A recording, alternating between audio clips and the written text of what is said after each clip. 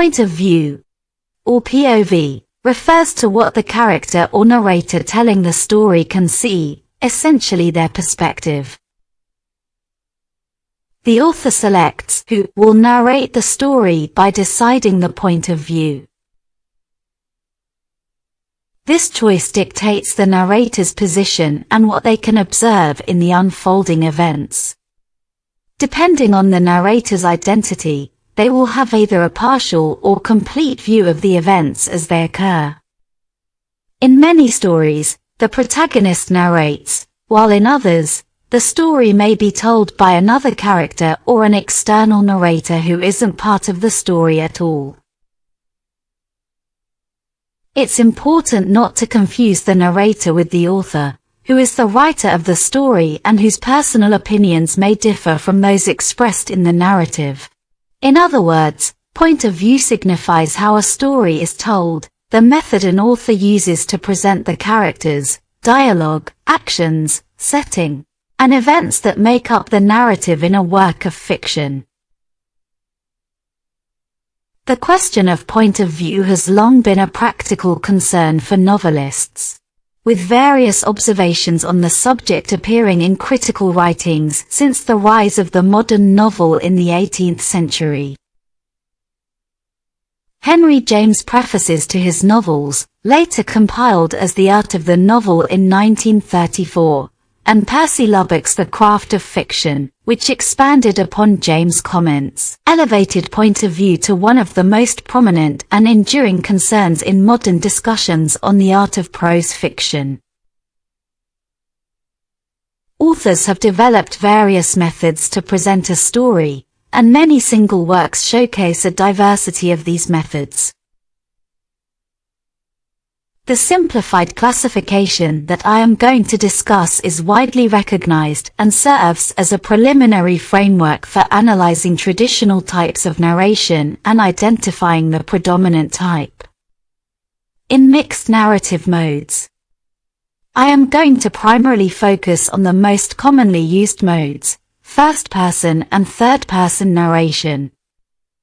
This classification broadly distinguishes between these two modes, then further divides third-person narratives into subclasses based on the degree and type of freedom or limitation the author employs in conveying the story to the reader. I will also briefly address the rarely used mode of second-person narration. In a third-person narrative, the narrator is an external observer who refers to all the characters by their names or as he, she, or they. For example, Jane Austen's Emma begins. Emma Woodhouse, handsome, clever, and rich, with a comfortable home and happy disposition, seemed to unite some of the best blessings of existence, and had lived nearly 21 years in the world with very little to distress or vex her. In a first-person narrative, the narrator speaks as I and is either a participant in the story to some extent or the protagonist. An example of this is J.D. sailing as the catcher in the Rye, which begins.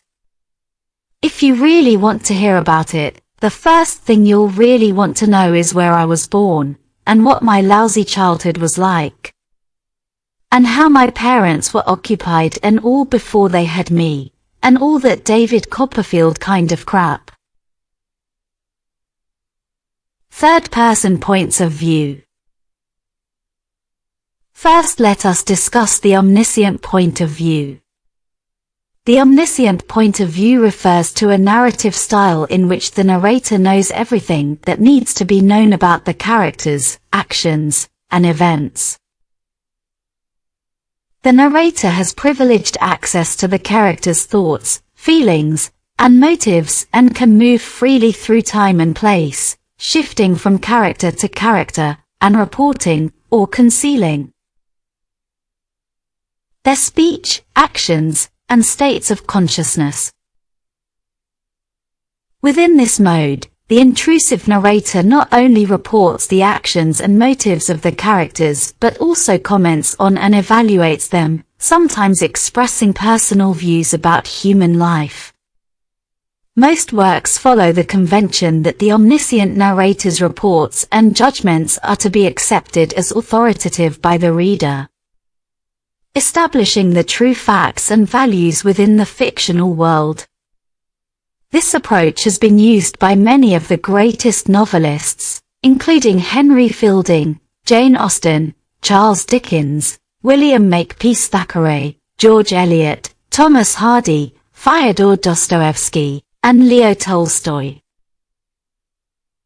In Fielding's Tom Jones and Tolstoy's War and Peace, the intrusive narrator even includes commentary or short essays inspired by the novel's subject matter. Conversely, the omniscient narrator can choose to be unintrusive, also known as impersonal or objective. For instance, in Madame Bovary, Flaubert primarily describes, reports, or shows the action in dramatic scenes without adding his own comments or judgments.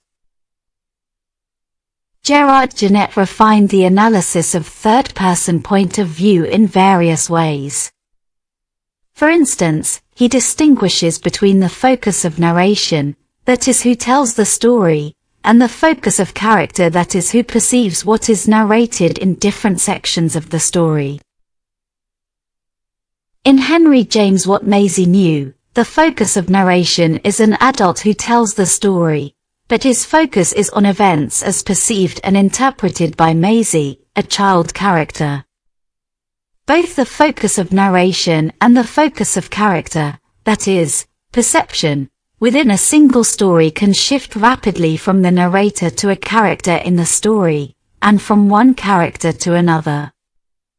Into The Lighthouse, Virginia Woolf shifts the focus of character to each of the main participants in the story in turn.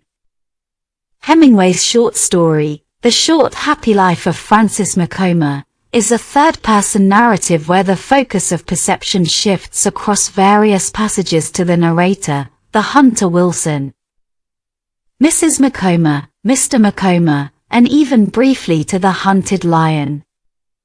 Let us now talk a little bit about the limited point of view. The limited point of view is where the narrator tells the story in the third person but confines the narration to what is perceived, thought, remembered, and felt by a single character, or very few characters, within the story.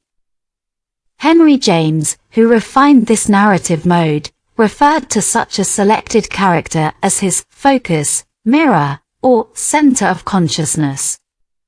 In several of James' later works,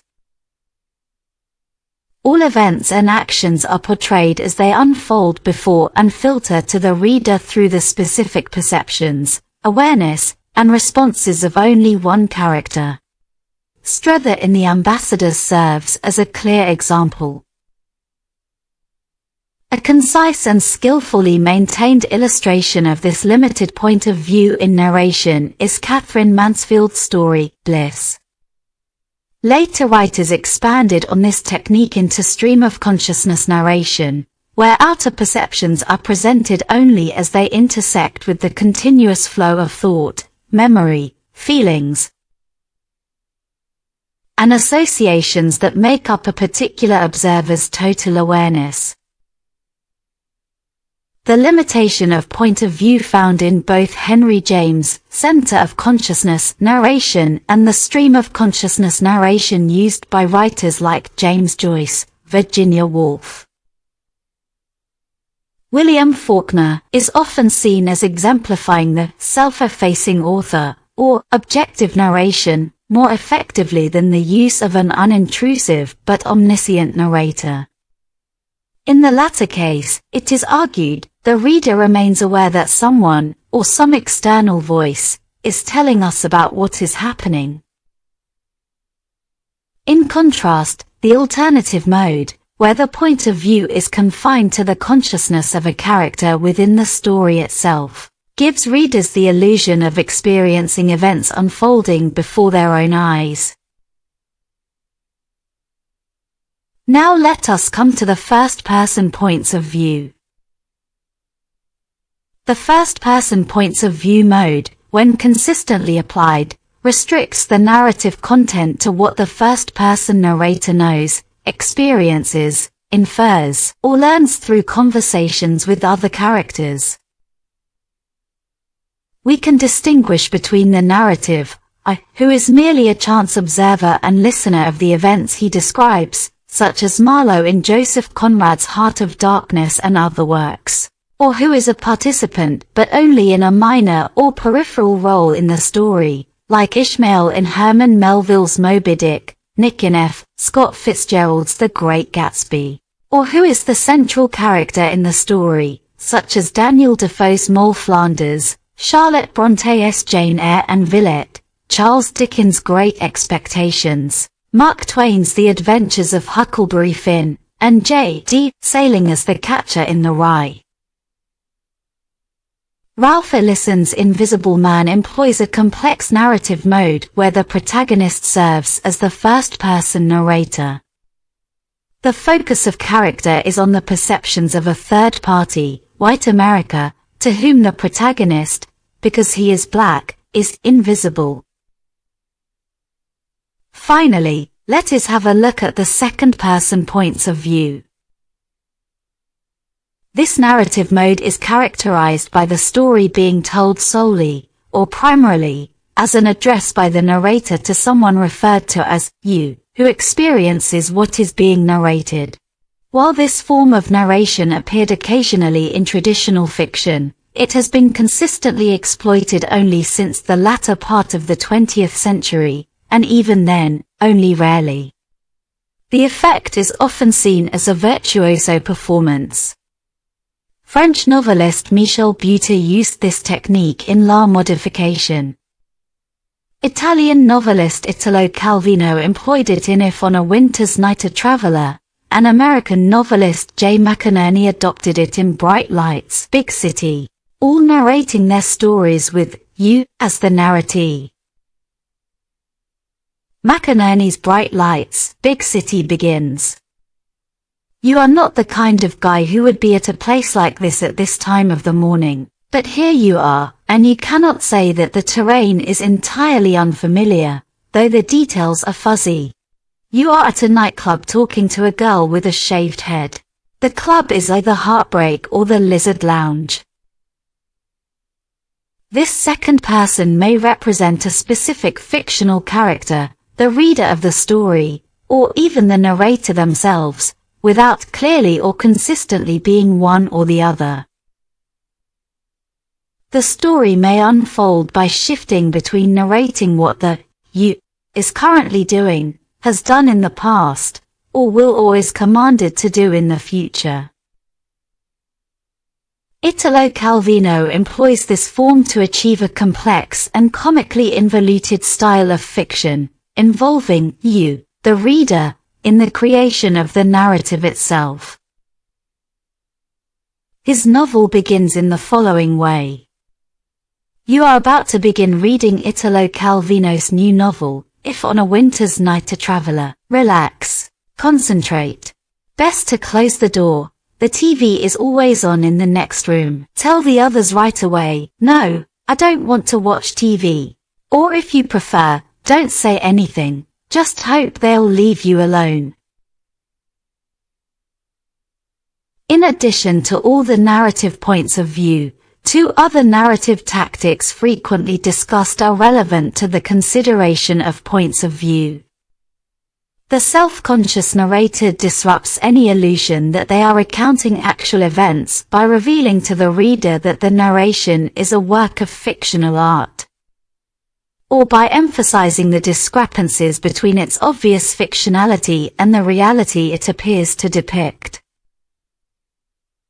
This can be done in a serious manner, such as Henry Fielding's narrator in Tom Jones and Marcel in Marcel Proust's Remembrance of Things Past, or for primarily comedic purposes, like Tristram in Lawrence Stern's Tristram Shandy, and the narrator of Lord Byron's versified Don Juan, or for purposes that blend seriousness with comedy, as seen in Thomas Carlyle's Satyri Satyrs.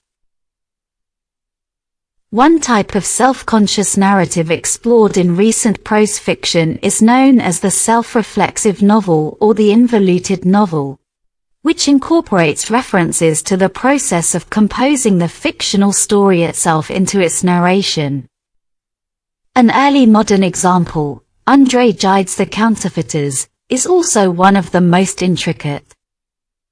As the critic Harry Levin summarized its self-involvement, it is the diary of a novelist who is writing a novel which was to be called The Counterfeiters, about a novelist who is keeping a diary about the novel he is writing. The nest of Chinese boxes was further complicated by Gide's publication, also in 1926, of his own Journal of the Counterfeiters, kept while he was composing the novel. Vladimir Nabokov is a masterful creator of involuted fiction, for example, in Pale Fire. We typically regard what a narrator tells us as authoritative. However, the fallible or unreliable narrator is one whose perception, interpretation, and evaluation of the events they narrate do not align with the opinions and norms implied by the author, which the author expects the attentive reader to share. Henry James frequently employed narrators whose excessive innocence, over-sophistication, or moral obtuseness renders them flawed and distorting centers of consciousness within their works, resulting in elaborate structures of irony. Examples of James' use of a fallible narrator include his short stories, The Aspern Papers, and The Liar. The Sacred Fount and The Turn of the Screw are works by James where, according to some critics, the clues for correcting the views of the fallible narrator are inadequate. As a result, what is meant to be taken as factual within the story, and the evaluations intended by the author, remain problematic. On the other hand, critic Tsvetan Todorov has classified The Turn of the Screw as an example of fantastic literature. He defines this as deliberately designed by the author to leave the reader uncertain whether the events should be explained by natural causes, such as hallucinations caused by the protagonist's repressed sexuality, or supernatural causes. We can, therefore, conclude by saying that radical experimentation in recent prose fiction has significantly complicated traditional depictions of point of view, not only in second-person narratives but also in first- and third-person narratives.